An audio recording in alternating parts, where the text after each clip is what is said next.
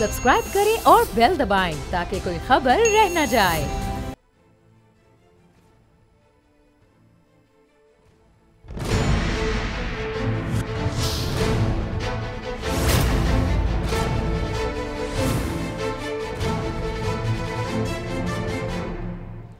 अस्सलाम वालेकुम, मैं हूं नूरुल आरफीन सिद्दीकी और आप देख रहे हैं मेरी जंग।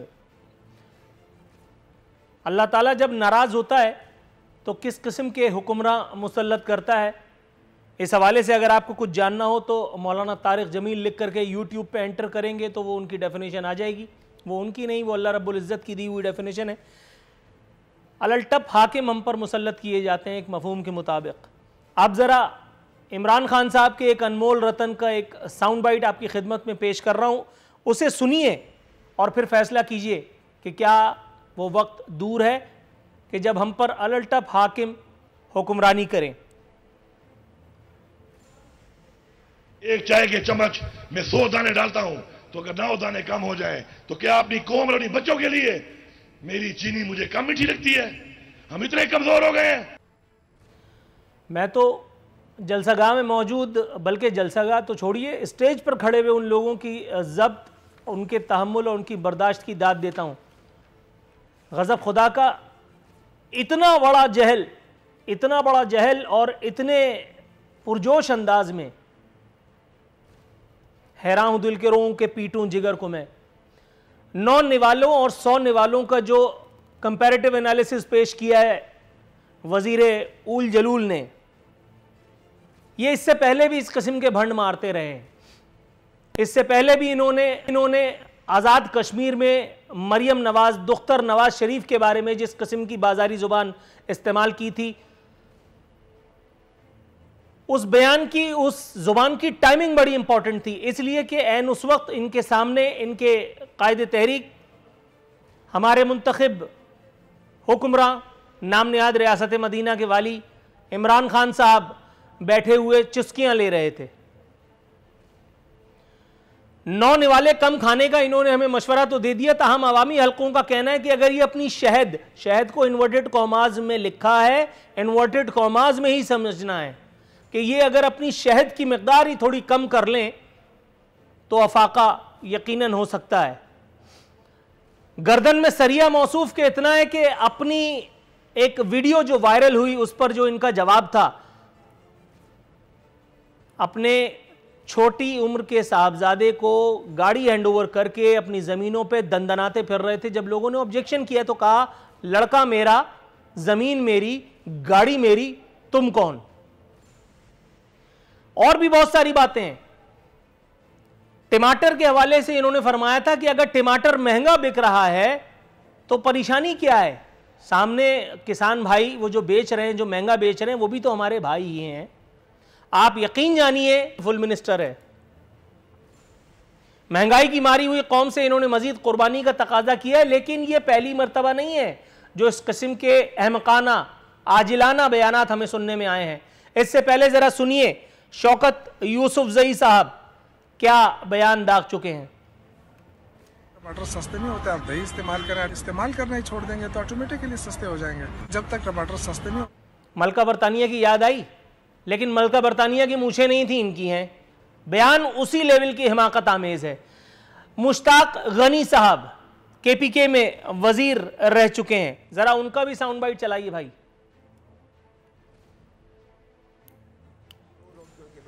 एक पे कुछ अरसे के लिए इक्तफा करना पड़ेगा, बट इंशाअल्लाह अल्लाह वो दिन ज़रूर लाएगा और बहुत जल्द कि 2 के बजाय आप 2.5 रोटियां खा सकें। 2 के बजाय 2.5 रोटियां तो छोड़िए, यहाँ 1 रोटी के भी वांदे हैं। हमारे हिस्से की रोटियां भी ये वजीरों की फौज जफर मौज ही खाए चली जा रही है और डिकार मारने का नाम तक नहीं लेती। अभी यही सितम, ये सदमा क्या कम था कि उस पर वो जो जरा सा बोलते हैं और कुफ्र तोलते हैं, उनको भी बोलने का मौका मिल गया और मुझे अपनी हरकत दिखाने का। फवाद चौधरी का साउंड बाइट लगाओ यार। हजारों नौकरियां, 40,000 नौकरी तो सिर्फ हेल्थ डिपार्टमेंट पंजाब ने नौकरी दी है। 3 साल में 1 करोड़ नौकरियों से कहीं आगे जा चुका है काम।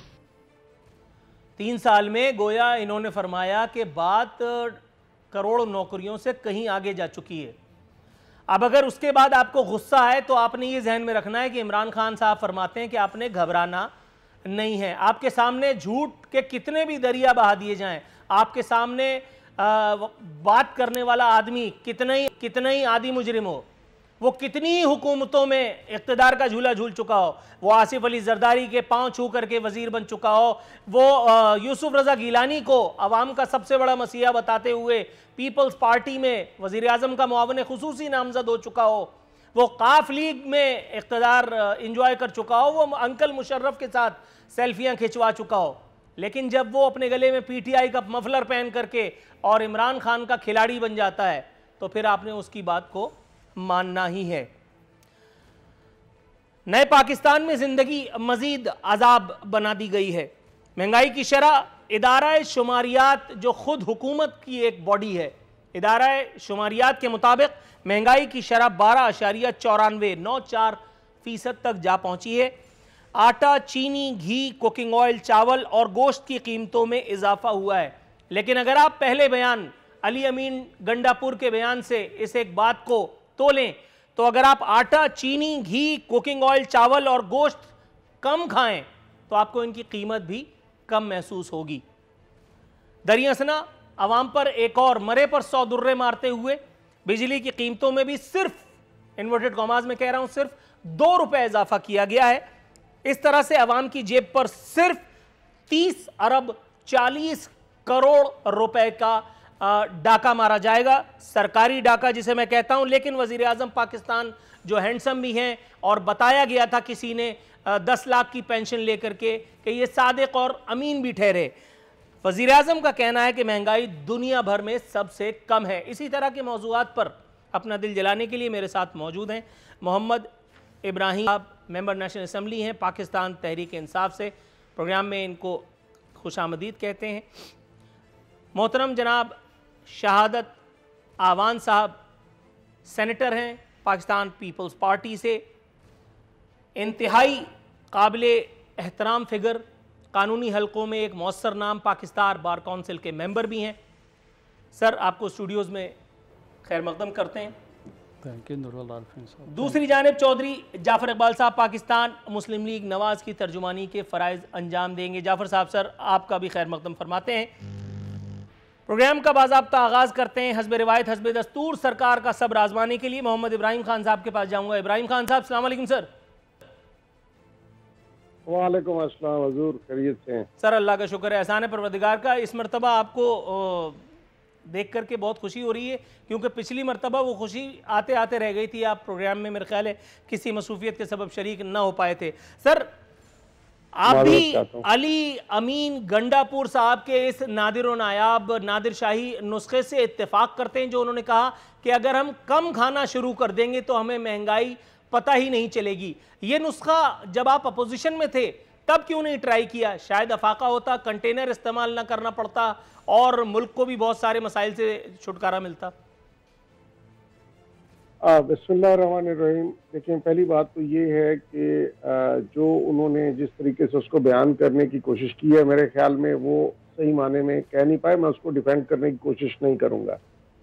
बात इस तरह से है कि कौमों पर मुश्किल वक्त आते हैं। जब मुश्किल वक्त आते हैं तो कौमें उसमें जो है अपना सब्र और तहम्मुल जो है उसको हाथ से नहीं जाने देती।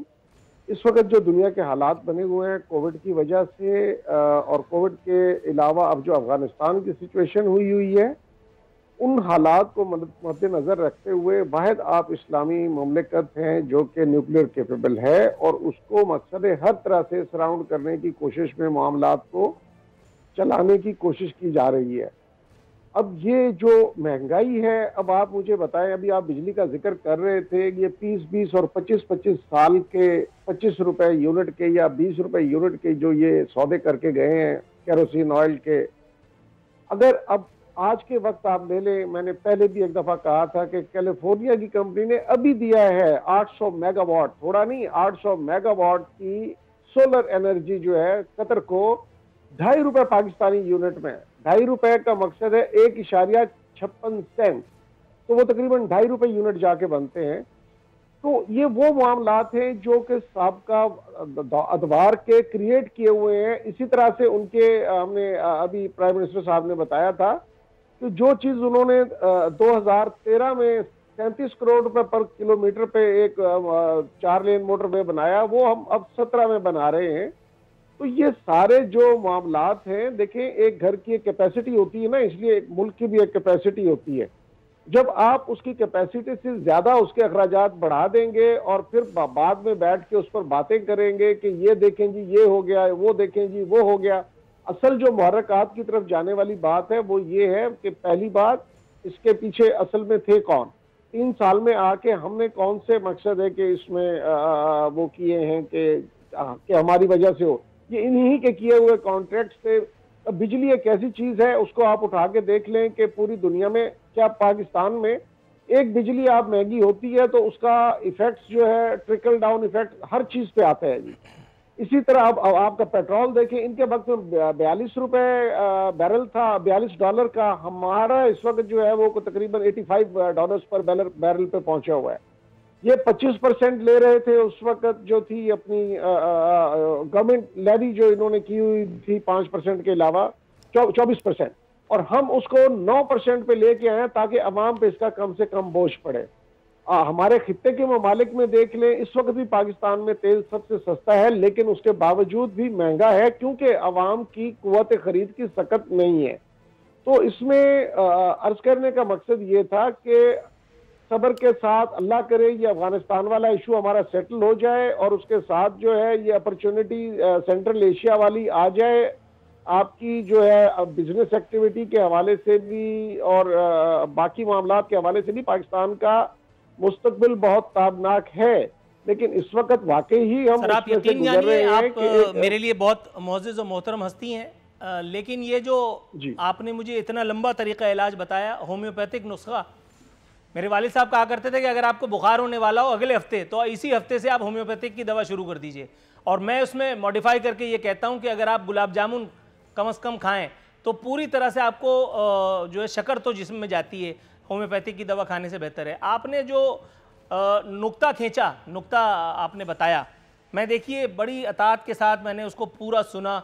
आपने फरमाया कि जब मरीख अपनी जगह से चलेगा और ज़ुहल की जानिब जाएगा और ज़ुहल जाकर के नेपचून से सर टकराएगा, तब हमारे मामला सही हो जाएंगे। हमारा मुस्तकबिल ताबनाक हो तो होता रहे, हमारा जो हाल है वो खौफनाक है। इससे मेरे ख्याल है आप जो है वो सरफ नज़र फरमा गए। मैं थोड़ा सा अगर आप तवक्को फरमाएं तो आपकी जानिब आता हूँ।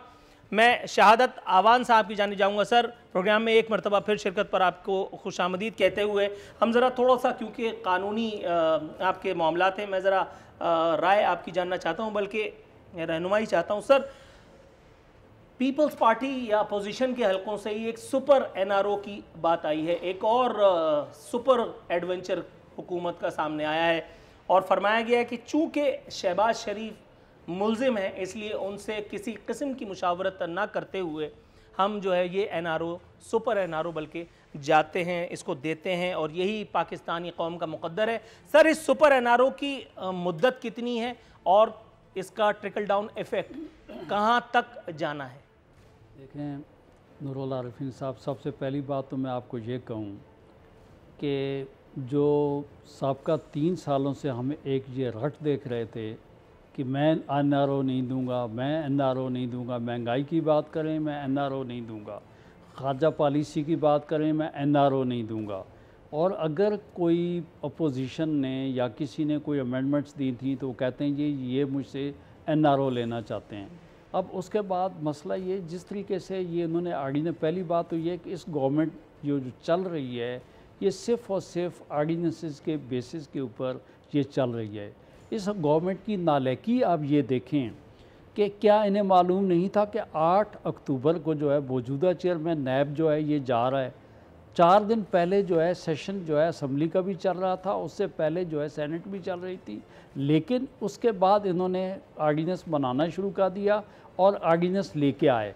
और सिर्फ आर्डिनेंस क्यों लेके आए कि आपको मालूम है कि ये ख़ुद मौजूदा गवर्नमेंट जो चीज़ें मानती रही है उन चीज़ों में इनको ये ख़दशात पैदा हो गए थे कि आगे चल के ये सारे के सारी चीज़ें जो हैं ये हमारे गले में पड़ी थी उनसे बचने के लिए, क्योंकि देखें अपोजिशन तो ये सारी चीज़ें भुगत चुकी हैं।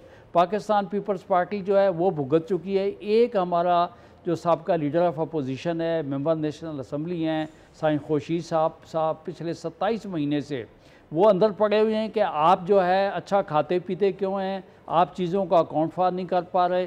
कोई किसी किस्म की करप्शन नहीं है। उसके अलावा मतलब इसी तरीके से नून लीग को देख लें, उनके ख़िलाफ़ आज तक कोई किसी किस्म का कोई केस रेफरेंस बाज़ दफ़ा दाखिल नहीं हो पाता। तो इन्होंने अपने आप को बचाने के लिए आर्डीनेंस किया। अब आर्डीनेंस क्या है जी? पहली बात तो ये है कि इसकी सबसे बड़ी बददियानती ये है कि पर्सन स्पेसिफिक है। सिर्फ इसमें ये चाहते हैं कि मौजूदा चेयरमैन जो हैं ये कंटिन्यू रखें। और क्यों कंटिन्यू रखें? इसकी वजह ये है कि पिछले इनके टोटल जो टेन्योर है उसमें मुझे आप बता दें कि इनकी किसी किस्म की कोई रेफरेंस तूल की बात है, इनके किसी आदमी को कोई काला नोटिस जो है वो भी इशू हुआ होगा।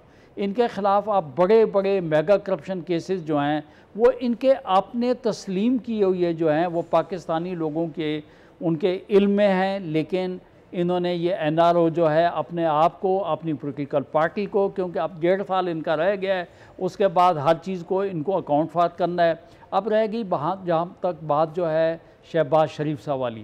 भाई बात ये है कि आप शहबाज शरीफ साहब को जो है वो एक इलेक्टेड जो है पार्लियामेंटेरियन हैं, और कानून दुनिया का ये कहता है कि जब तक कोई आदमी किसी के ख़िलाफ़ कोई जुर्म या इल्ज़ाम रहता है वो बेगुनाह तस्लीम किया जाता है। तो दूसरी बात यह है कि एक और बात मैं करता हूँ कि आप जो है TTP वालों के साथ, दूसरों के साथ तो आप मुज़ाकरात जो है अफ़गानिस्तान में बैठ के पसे पर्दा कर लेते हैं, और एक पार्लियामेंटेरियन जो लीडर ऑफ अपोजिशन है उससे आप कहते हैं, हाँ उसे कहते हैं जी आप जो है ना वो EVM के ऊपर हम उनसे बात करना चाहते हैं, वो हमारे नज़दीक नहीं आते। तो इनकी हर बात के अंदर ये तज़ाद है। अब बात ये रहेगी इस कानून की।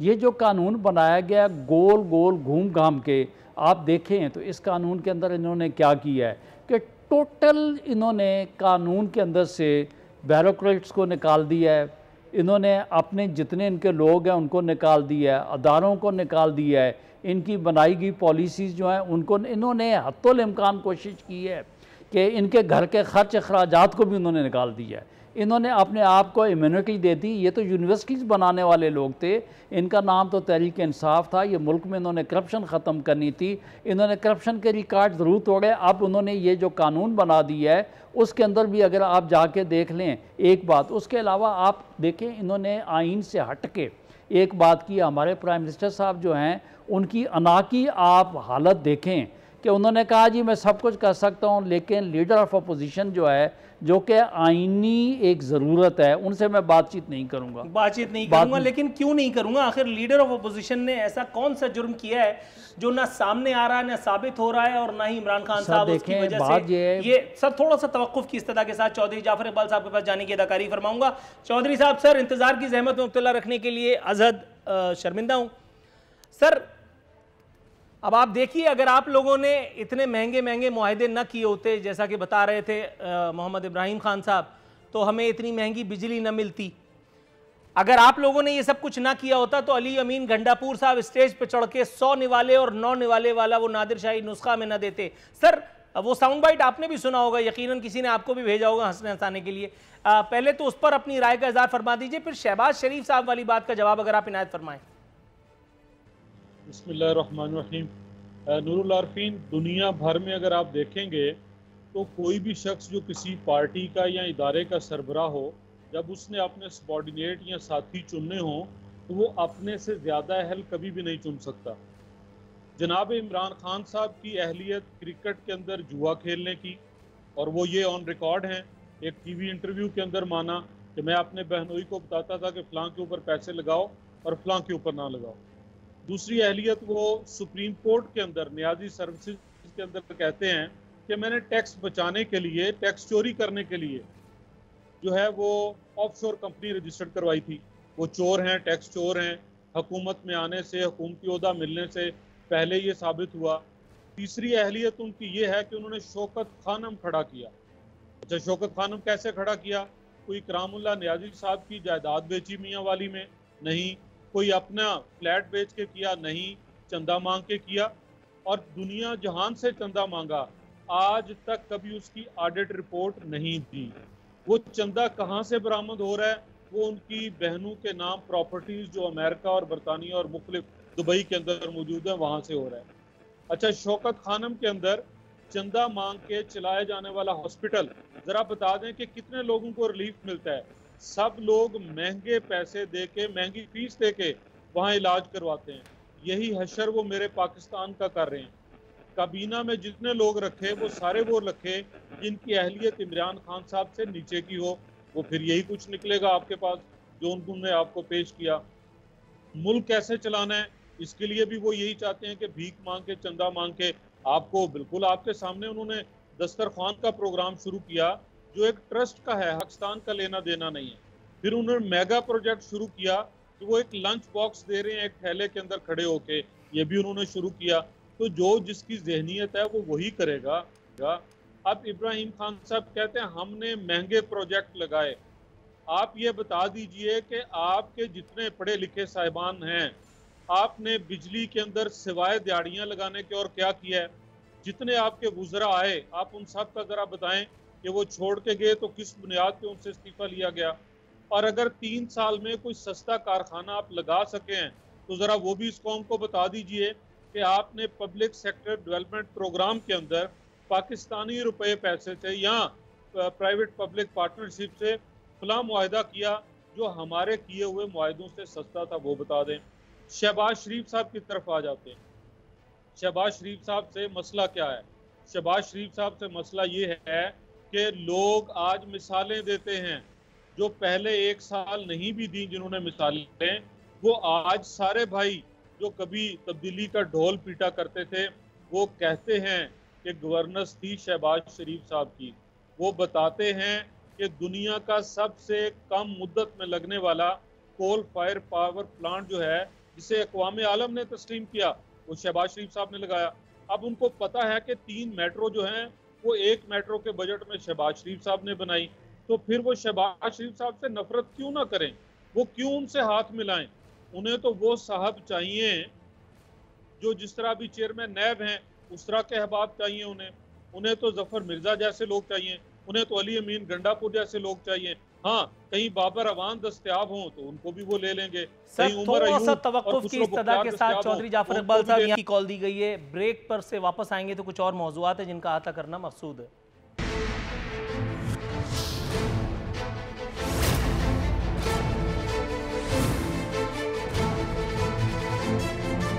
वेलकम बैक नाजरीन। दस्तूर हमारे मेहमान हमारे साथ मौजूद हैं। इब्राहिम खान साहब, सर, नए पाकिस्तान में जिंदगी अजाब हो गई है, ये है मेरा सवाल। इदारा शुमारियात बता रहा है कि महंगाई की शरह 12.94% तक जा पहुंची है। आटा, चीनी, घी, कुकिंग ऑयल, चावल और गोश्त की कीमतों में इजाफा हुआ है। सर, काइंडली इस सवाल का जवाब अगर इनायत करें कि क्या इन सारी चीज़ों में से भी कोई एक्सेप्शन है कि अगर हम किसी का इस्तेमाल कम कर दें, किसी चीज़ का इस्तेमाल बिल्कुल तर्क कर दें तो हमें महंगाई महसूस नहीं होगी, या हुकूमत कोई रियलिस्टिक अप्रोच लेते हुए कोई ऐसा कदम भी उठाएगी जिससे एक आम तबके को, एक आम आदमी को मुल्क के रिलीफ की सूरत मिल सके? अभी हमारे बता रहे थे कि खुर्शीद शाह साहब को 27 माह से अंदर रखा हुआ है। सिंध हाई कोर्ट ने उनकी रिजेक्ट की है bail. Supreme Court of Pakistan में उनकी बेल रिजेक्ट हुई है। अगर कुछ ठोस सबूत है तो रिजेक्ट हो रही है ना जी, ऐसे तो नहीं हो रही। मैं सिर्फ आपको आपके सवाल से हट के ये सिर्फ बताना चाह रहा था कि लोगों को मिसलीड ना करें टीवी पे बैठ के, जो हकायक है उसको कबूल करें और उसके मुताबिक चले। अब महंगाई की तरफ आ जाते हैं तो महंगाई का जो तूफान है, ये तो 72 की जंग की जो एक मेन हेडिंग थी कि महंगाई ने ये मचा दी तबाही, और जुल्फिकार अली भुट्टो शहीद जो थे उनके वक्त के उन्होंने कहा था कि ये महंगाई का जो है ये भूत जो चल पड़ा है, ये लोग सड़कों पे आ गए तो ये हो जाएगा। ये देखिए, ये दुनिया का जब से पाकिस्तान बना है महंगाई एक इशू रहा है शुरू से ही, लेकिन इसके हल हैं। हल क्या है? अब प्राइम मिनिस्टर ऑफ पाकिस्तान कह रहे हैं कि मैं टारगेटेड सब्सिडाइज करने लगा हूँ एसेंशियल एडिबल गुड्स को। मकसद है कि आटा, घी, चीनी, दालें, ये वो चीजें हैं जिसके लिए कि उनको टारगेट करके और टारगेटेड हम उनको दे सब्सिडी, उन लोगों को जो बिल्कुल ये चीज़ अफोर्ड करते हुए भी उनको वो सख्त मुश्किलात में है। तो मैंने आज प्राइम मिनिस्टर साहब को ये सजेस्ट किया था, इनफैक्ट कल मेरी मुलाकात थी उनके साथ, तो उसमें मैंने ये सजेशन दी। मैंने कहा जी आप एहसास प्रोग्राम के लोगों को ही सिर्फ उठा लें, वो मेरे ख्याल में काफ़ी हद तक कोई 1.25 करोड़ के करीब लोग हैं। अगर वो उसको आप अगर एज अ फैमिली ले लें तो फिर उसको मल्टीप्लाई बाय 7 कर दें। तो मैंने कहा जी आप बिस्मिल्लाह इन्हीं लोगों से पढ़ लें, क्योंकि ये वेरीफाइड लोग हैं जो एहसास प्रोग्राम से अपना इस्तेफादा हासिल कर रहे हैं। तो इनसे आप शुरू करें और सब्सिडाइज वो करके इनको इन चीज़ों की कीमतें, ताकि वो वही अपना जो कार्ड है एहसास कार्ड वो दिखाएं, और स्टोर से यूटिलिटी स्टोर्स हैं या गवर्नमेंट जो बना रही है सस्ते बाजार का कोई ऐसा सिस्टम क्रिएट करें जहाँ से कि उनको वो कार्ड दिखा के वो सब्सिडाइज रेट्स पे उनको चीज़ें मिल जाएं, ताकि उनके लिए आसानी पैदा हो। दूसरा ये तरीका होता है जी कि अगर आप महंगाई में कमी नहीं कर सकते तो आप लोगों की आमदन में इजाफा करें। अब आमदन में इजाफे के लिए जो मेन चीज़ होती है वो आपका इंडस्ट्रियल बेस है। अनफॉर्चुनेटली इस मुल्क के साथ क्या होता रहा है कि आपके सामने है, 71 से आप उठा के देख लें कि नेशनलाइजेशन जब से की गई अपना प्राइवेट लोगों की प्रॉपर्टीज को उनकी जो है मिलों को, तो वो जो एक पाकिस्तान में एक जुनून था लोगों का, खास तौर पे कराची वालों का एक जुनून था कि हम इस मुल्क को इंडस्ट्री को उठाए, और ये इंडस्ट्रियलाइजेशन से ही मुल्कों की मईशत में मुस्तहकम होती है और बेहतरी आती है। तो वो नेशनलाइजेशन से वो जो एक डाउनवर्ड एक चल पड़ा और लोगों का वो जो एक एतमाद था वो ख़त्म हो गया इस बात पे कि जी कल को हम मेहनत करें, बनाएं भी सही, और ये आए कोई फिर फिरासा उठा के ले जाए हर चीज़ को। तो उस चीज़ से मकसद है कि वो इंडस्ट्रियलाइजेशन की तरफ ना जा सके। अब हमने एज ए नेशन एक हमने कर ली है, सीमत का तयन कर लिया कि हमने सी पैक के साथ रहना है, जो मर्जी इसकी कीमत अदा करनी पड़े हम इससे नहीं हटेंगे।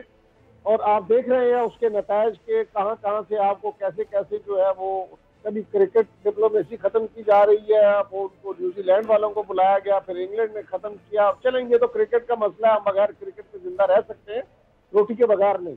तो अगर हमारा ये सी पैक का जो है मामला ये इंशाल्लाह अपने उसको पहुंचता है कामयाबी के साथ, तो इसमें बहुत बड़ी जॉब अपॉर्चुनिटीज पैदा। ये बात आपकी बिल्कुल ठीक है, बात आपकी सर बिल्कुल सही है, आप बिल्कुल सही फरमा रहे हैं। लेकिन सी पैक अपने मंतकी अंजाम को पहुंचेगा तो कैसे, क्योंकि तकरीबन महीने भर पहले ये खबर जुबान ज़द-ए-आम थी, अखबारों में आ चुकी, वेब डेस्क इसको पब्लिश कर चुकी, इस पर प्रोग्राम हो चुके। मैंने उस वक्त इस पर बात नहीं की थी कि चाइना को सी पैक की जो प्रोग्रेस है उस पर शदीद तहफ़्फ़ुज़ात थे। यानी कि इससे पहले वाले जो सी पैक के चौधरी साहब थे वो जो हमें बता रहे थे, जो हुकूमत पाकिस्तान हमें बता रही थी, वो सब कुछ एक झूठ नहीं फ्रॉड था। वज़ीर-ए-आज़म पाकिस्तान ने इस बात पर मोहर तस्दीक सब्त करते हुए एक बयान दागा था। मैं उस डिटेल में जाकर के मुंह का मज़ा आपके और अपने कड़वा नहीं करना चाहता। सी पैक को हम फ़िलहाल फरामोश कर देते हैं। 2 नुकात आपकी खिदमत में पेश करता हूँ और फिर अगले मेहमान की जानिब जाऊँगा। आपने कहा अवाम की आमदन में इजाफा किया जाए, ये महंगाई में काबू पाने का एक तरीका है। सर उसके लिए एक और काम आपको करना पड़ेगा कि पहले वजीरों की आमदन में कमी कर दी जाए। कोई पेट्रोल बहरान में अरबों रुपए निकाल के ले जाता है और फिर सादिक और अमीन उसको साइड पे कर देते हैं। ये हो गया एहतिसाब। ये एहतिसाब की अजीब शक्ल है कि मैंने इसको हटा दिया और उसके बाद फिर कोई दूसरा आ गया उसकी जगह हमसे बदला लेने के लिए। पहले तो इस पे काबू पाना पड़ेगा। पहले तो जहांगीर तरीन से चीनी का हिसाब लेना पड़ेगा, खुसरू बख्तियार के भाई से इस पर बात करनी पड़ेगी कि भाई साहब आपने ये क्या किया था। दूसरी बात, आपने फरमाया कि और बहुत सारे मेजर्स है जो हम करें। सर एक काम कर दें, लिल्लाह खुदा की कसम ये ज़ाती एहसान होगा आपका इस कौम पर, इस मुल्क पर। वज़ीर-ए-आज़म साहब से कहें कि हमारे दिल जलाने वाले, हमारे सब्र को आजमाने वाले बयानात दागना बंद कर दें। महंगाई में कमी के लिए वो कुछ करें ना करें, अपने बयानात रोक लें कि महंगाई अब भी कम है, कि पेट्रोल की कीमत अब भी कम है। खुदा की कसम मरे पर 100 दुर्रे साबित होते हैं उनके ये बयानात, क्योंकि जब उनके पिछले बयानात से उनके इस बयान का मवाजना किया जाता है तो इंसान का बीपी बढ़ता है और फिर वो हज़ियान बकने की तरफ जाता है। ये तो थी आपकी खिदमत में चंद गुजारिशात। में आपसे तवक्कुफ़ की इस्तदा के साथ शहादत अवान साहब के पास जाने की अदाकारी फरमाऊँगा। शहादत साहब, सर मैंने पिछले दिनों अखबार में पढ़ा, कोई हुकूमती शख्सियत, आला हुकूमती शख्सियत ये बता करके हमें उसने मुतहय्यर कर दिया कि चेयरमैन साहब को जो एक्सटेंशन दी जा रही है वो उनकी परफॉर्मेंस के मद्देनज़र दी जा रही है। इट मीन्स कि वो जो लूटी हुई दौलत का ढिंडोरा पीटा गया था वो दौलत खातिर खा तादाद में हम तक वापस आ चुकी है। इट मीन्स कि पाकिस्तान में करप्शन कम हो चुकी है, जो मैं अपनी नाक़िसुल अक्ल उसके हवाले से समझ सका हूँ। सर, क्या ये दोनों टारगेट हासिल किए जा चुके हैं? इस हवाले से तो इस राय की रोशनी में तो ये एक्सटेंशन बनती है। देखें नूरुल आरफीन साहब, सबसे पहली बात तो ये है कि ये तमाम अपोजिशन पार्टीज़ और आवाम का मुतालबा रहा है कि जो ये ढिंढोरा पीटा जा रहा है तो ये अमाउंट किन लोगों से आपने रिकवर। तो आज तक ना ही नैब ने ना ही गवर्नमेंट ने ये फैक्ट्स और फिगर्स दिए हैं कि ये रकम जो बताते हैं ये कहाँ से आई, नंबर 1। उसके अलावा पहली बात तो ये कि किसी बैरोक्रेट से आई, किसी पॉलिटिशियन से आई, कहीं बाहर से आपको पैसे वापस लेकर आए। बात यहाँ सिलसिला ये सूरत हाल कि किसी का अगर फेडरल भी एरिया में 120 गज़ का मकान है जो बेचने जाए तो वो जो है 30 लाख का न बिके, वो कहते हैं जी 3.5 करोड़ रुपए की जायदाद जो है वो हमने दिखा दी। एग्जरेशन इस हद तक जो है ना वो की जा रही है। उसके अलावा सिलसिला सूरत हाल ये रहा कि मैं कहता हूँ इस कानून की मंशा क्या थी, ये 4 साल पीरियड फिक्स टेन्योर रखने का मकसद ये था ताकि काम करने वाले आदमी जो है मौजूदा हुकूमत जो है उसकी खुशनुदी हासिल करने के लिए उस हुकूमत को फेवर ना करे, लोगों के साथ ज़्यादती ना करे और आइंदा के लिए तवक्कुआत ना रखे। पहली बात तो ये है। और अगर उसके अलावा अगर आपने एक्सटेंशन देनी है तो मैं कहता हूँ जी मौजूदा तौर पे अगर आप काम अच्छा कर रहे हैं इसका मतलब ये है कि आपको एक्सटेंशन मिलती जाए। कल आप ही इसमें अमेंडमेंट कर लें कि भाई बात ये कि मौजूदा गवर्नमेंट के प्राइम मिनिस्टर बहुत अच्छा डिलीवर कर रहे हैं तो इनकी हुकूमत भी 4 साल जो है वो हो सकता है। इनसे पहले RTS खुश थी, अब कोई खुश हो जाए और इनका काम चलता रहे। भाई मेरा काम ये कि जो कानून में जो चीज़ें लिखी गई हैं उसको पार्लियामेंट तब्दील करती है। लेकिन हाँ, एक बात अच्छी है कि इन्होंने तारीख़ में, पाकिस्तान की 74 साल तारीख़ में पहली दफ़ा सदर पाकिस्तान को इस किस्म के इख्तियारात दिए हैं कि हमारे आइन कानून के मुताबिक प्रेसिडेंट ऑफ पाकिस्तान जो है वो प्राइम मिनिस्टर की एडवाइस पर कोई काम करता है। यहाँ डायरेक्टली आपने उनको कह दिया, आपने सूबाई जो अदालतें हैं उनको आपने बाईपास करके डायरेक्टली जो अपीलेट कोर्ट जो अपना सुप्रीम कोर्ट ऑफ पाकिस्तान है, आपने चीफ जस्टिस ऑफ पाकिस्तान को और प्रेसिडेंट ऑफ पाकिस्तान को आपने रख दिया कि जजों की अपॉइंटमेंट भी, अदालतों की तैदाद भी वो करेंगे। और सोने पे सुहागा कि वो जो जजेस अपॉइंट किए जाएंगे उनकी जो तनख्वाह बरात होंगे हाई कोर्ट के जो ऑनरेबल जजेस हैं उनके बराबर होंगी।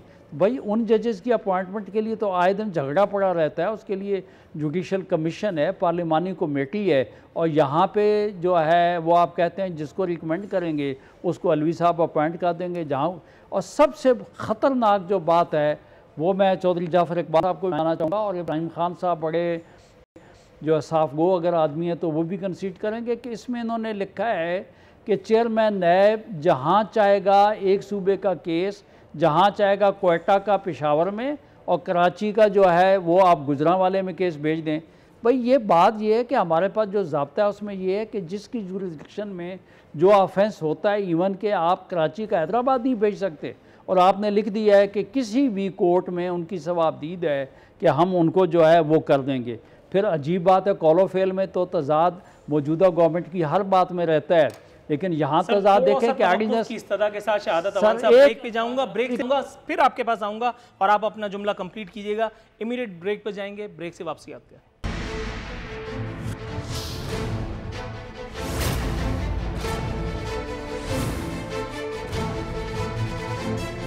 नाज़रीन इख्तितामी लम्हा शो के आन पहुँचे। सॉरी शहादत अवान साहब, सर आप अपना जुमला कंप्लीट कीजिए फिर मैं अगले मेहमान। देखिए आप मुझसे नैब ऑर्डिनेंस के मुतालिक पूछ रहे थे कि इसकी चीदा बातें क्या हैं। तो इसके अलावा पहली बात तो ये बताऊं कि ऑर्डिनेंस है 4 महीने के लिए और आपने नया सेटअप बनाने के लिए, नई अदालतें बनाने के लिए उसमें पीरियड लिख दिया आपने 6 महीने का कि 6 महीने के अंदर जो है हम अदालतों को बनाएंगे जिसमें ऑडियो वीडियो लिंक वगैरह ये सारी बातें जो हैं उसके अंदर हम सारी फैसिलिटीज़ प्रोवाइड करेंगे और गवाही रिकॉर्ड करने के जदीद तरीके अपनाएंगे।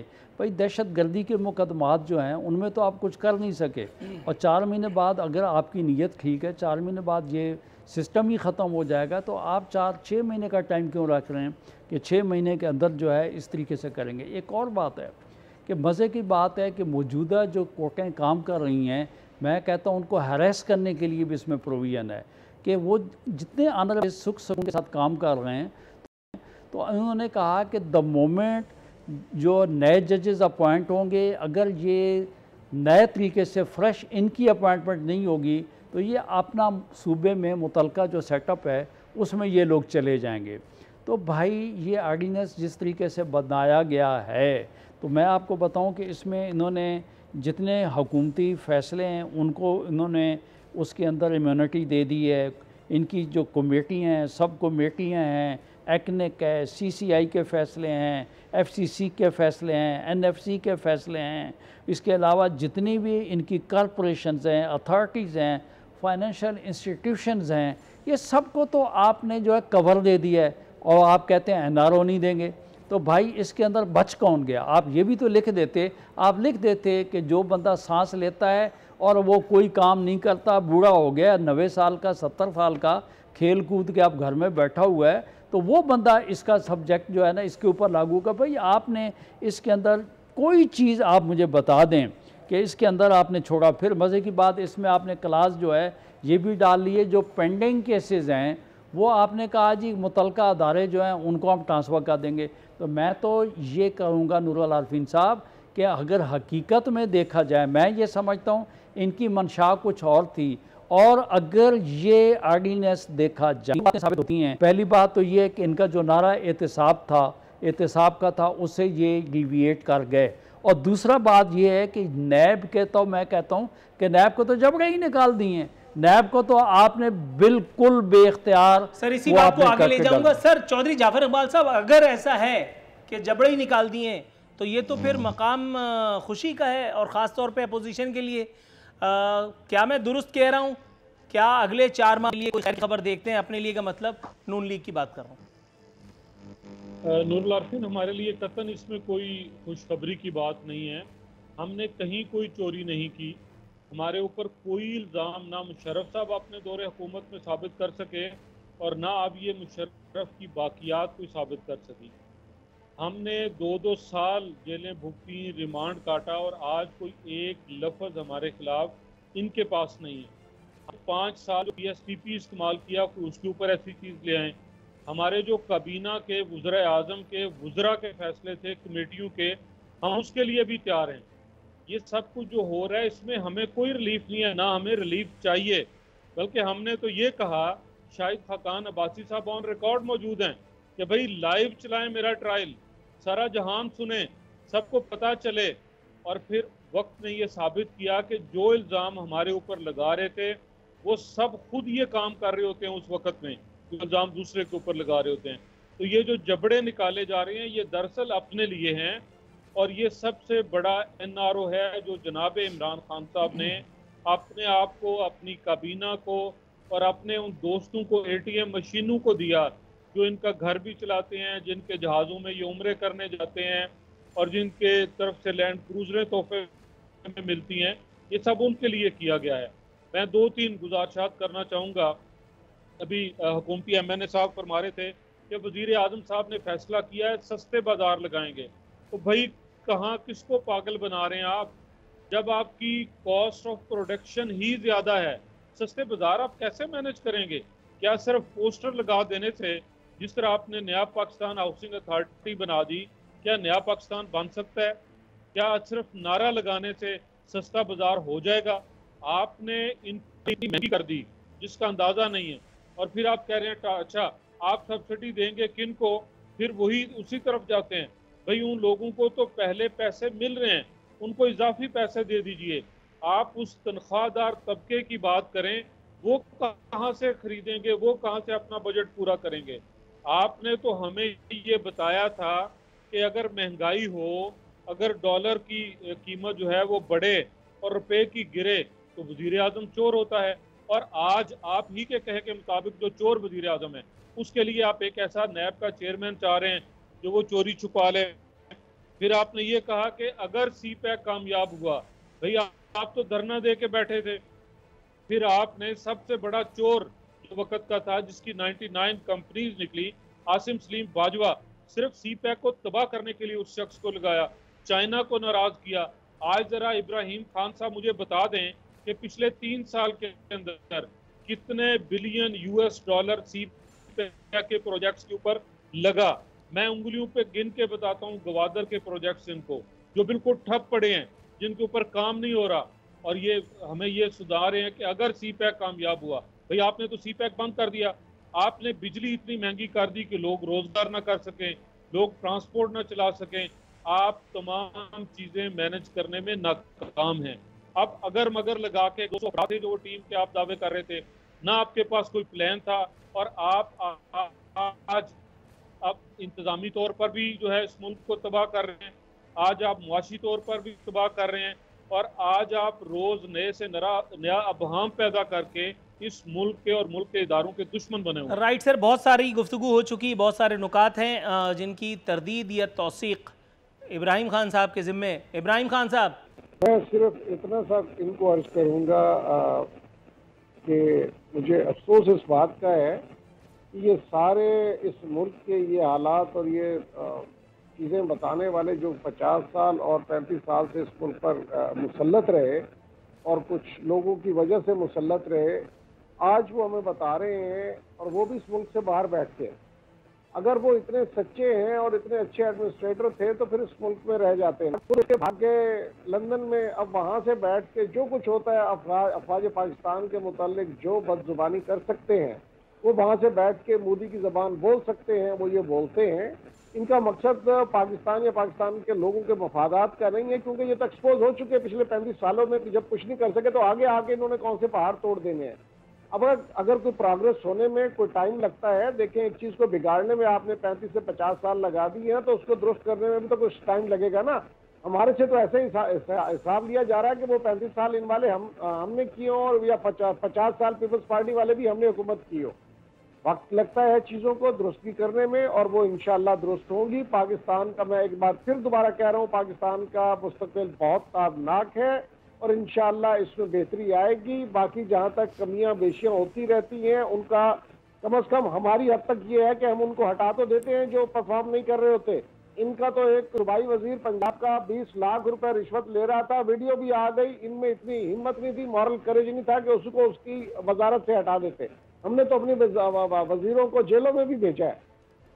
मकसद बताने का ये है कि हम सिंसियरली इस मुल्क और इस कौम के लिए जो कुछ हो सकता है हम कर रहे हैं और करेंगे, और इंशाल्लाह हम कामयाब होंगे, क्योंकि हमारी नीयत है अपने मुल्क और अपनी कौम के लिए ठीक है। जहां तक ये बातें बनाने का ताल्लुक है, जी फलां चीज महंगी कर दी, फलां चीज महंगी कर दी, आप अगर की पॉलिसी को आगे दें कि हमारे टैक्सेस में कमी आई है या हमने टैक्सेस को ऊपर किया है। हम कमी ला के, अब इंटरनेशनली एक चीज की मकसद है, कहाँ 42 मैं जैसे पेट्रोल का बता रहा था, $42 पर बैरल, और यहाँ पे आप बिल्कुल ठीक है सर, आपका नुक्ता शुक्रिया के साथ मौसूल हुआ। यहाँ पे भी 2 गुजारिशात आपकी खिदमत में, छोटी छोटी सी। आपने एक मरतबा फिर इस अज़्म का अदा किया कि पाकिस्तान का मुस्तकबिल ताबनाक है। यकीन जानिए दिल खुशी से झूम उठा है, इसलिए कि मैंने और मेरी औलादों ने भी इसी मुल्क में रहना है। हमारे पास ना ऐसा कोई जुगाड़ है और ना ऐसे कोई हमारे अमाल हैं कि हम यहाँ से बाहर चले जाएँ।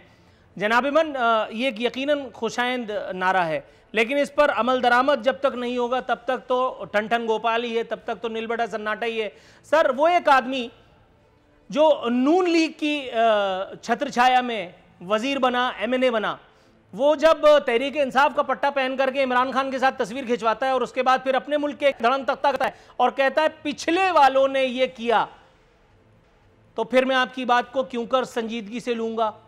वो एक आदमी जो आसिफ अली जरदारी साहब या बेनज़ीर भुट्टो साहिबा मरूमा के दौर में उनका MNA, उनका वजीर, उनका सफ़ीर, उनका मुशीर या जनरल मुशर्रफ का कुछ लगता साबित हो चुका, वो जब इमरान खान साहब से गले मिल करके और ये कहे कि पाकिस्तान का मुस्तकबिल ताबनाक है, तो फिर मुझे तो उसके इरादे खौफनाक नजर आते हैं, क्योंकि पाकिस्तान का ये हाल करने में उसका भी यकीनन कुछ ना कुछ रोल तो ज़रूर होगा, जिससे मेरे सरकार जो है वो सरफे नज़र फरमा रहे हैं। सर आप अपनी बात को 30 सेकंड में अगर वाइंड अप करते तो फबेहा मैं फिर वाइंड अप की जानिब जाऊंगा।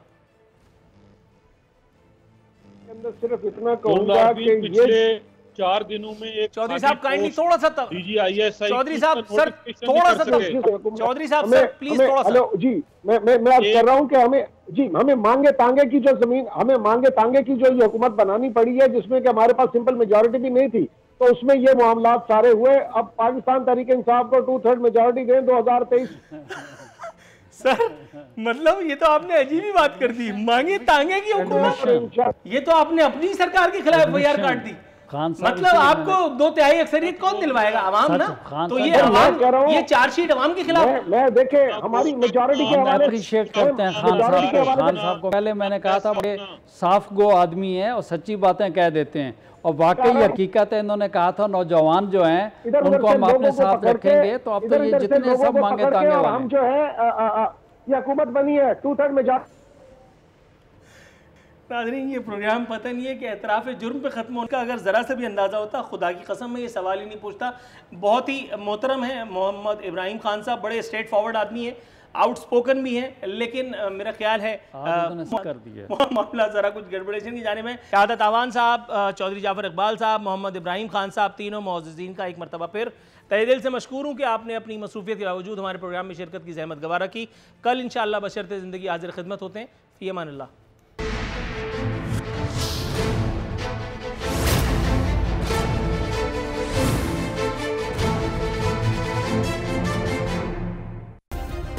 सब्सक्राइब करें और बेल दबाएं ताकि कोई खबर रह न जाए।